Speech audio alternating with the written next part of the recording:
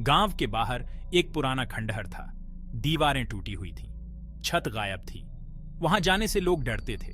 कहा जाता था कि यह जगह भूतिया है। सूरज डूबने के बाद कोई भी उस तरफ नहीं जाता था। अंधेरा छा जाने पर खंडहर और भी डरावना हो जाता था। हवा में सीटी बजती थी, मानो कोई रो रहा हो। यह खंडहर गांव के लिए एक रहस्य था। इसके पीछे की कहानी कोई नहीं जानता था। बच्चों को बताया जाता था कि खंडहर में भूत रहते हैं। रात को वहां से अजीब आवाजें आती थीं। कुछ लोगों ने रोशनी देखने का दावा किया था। बूढ़े लोग कहते थे कि खंडहर में एक राज छुपा है। एक कहानी थी एक राजा की जिसकी हत्या कर दी गई थी। कहा जाता था कि उसकी आत्मा अभी भी वहां भटकती है। कोई भी सच जानने की हिम्मत नहीं करता था। भूतिया किस्से पीढ़ी दर पीढ़ी चलते रहे। रवि एक बहुत ही बहादुर लड़का था। उसे डरावनी कहानियां सुनना बहुत पसंद था। उसके दो दोस्त थे, अमित और नीरज। वे भी बहादुर थे। एक दिन रवि ने खंडहर जाने का प्लान बनाया। उसने अमित और नीरज को बताया। वे पहले तो डरे, लेकिन रवि के कहने पर मान गए। उन्होंने फैसला किया कि अगली रात को जाएंगे। उन्होंने एक टॉर्च और रस्सी ली। वे तैयार थे। रात का अंधेरा छा गया था। रवि, अमित और नीरज खंडहर के पास पहुंचे। उनके कदम धीमे हो गए। हवा ठंडी थी। टॉर्च की रोशनी में खंडहर और भी डरावना लग रहा था। उन्हें टूटी हुई मूर्तियां और बर्तन दिखाई दिए। हवा में धूल और सन्नाटा था।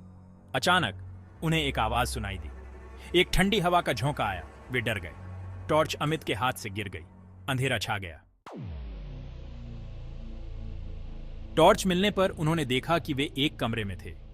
दीवारों पर अजीब चित्र बने हुए थे। एक तरफ खून के धब्बे थे। नीरज डर गया। उसने कहा, चलो यहां से चलते हैं। लेकिन रवि और अमित उत्सुक थे। वे चित्रों को समझने की कोशिश कर रहे थे। उन्हें एक ऐसा चित्र दिखा जो एक हत्या जैसा लग रहा था। एक आदमी जमीन पर गिरा हुआ था। उसके ऊपर एक साया था। अचानक कमरे में रोशनी फैल गई। उन्होंने एक साया देखा। वह एक आदमी जैसा था, लेकिन उसका चेहरा धुंधला था। साया बोला, तुमने मेरा राज जान लिया है। उसकी आवाज गूंज रही थी। रवि, अमित और नीरज डर के मारे जम गए। साया आगे बढ़ा। उसने अपनी कहानी बताई। वह राजा था। उसके मंत्री ने उसकी हत्या कर दी थी। उसकी आत्मा को शांति नहीं मिल रही थी। रवि को गांव के बुजुर्गों की बातें याद आईं। उन्होंने राजा की हत्या की कहानी सुनी थी। क्या यह सच था? राजा के साये ने उन्हें बताया कि उसकी हत्या का सबूत खंडहर में ही छुपा है। उसे न्याय चाहिए था, तभी उसकी आत्मा को शांति मिलेगी। रवि, अमित और नीरज ने राजा की मदद करने का फैसला किया। उन्होंने सबूत ढूंढने की ठानी।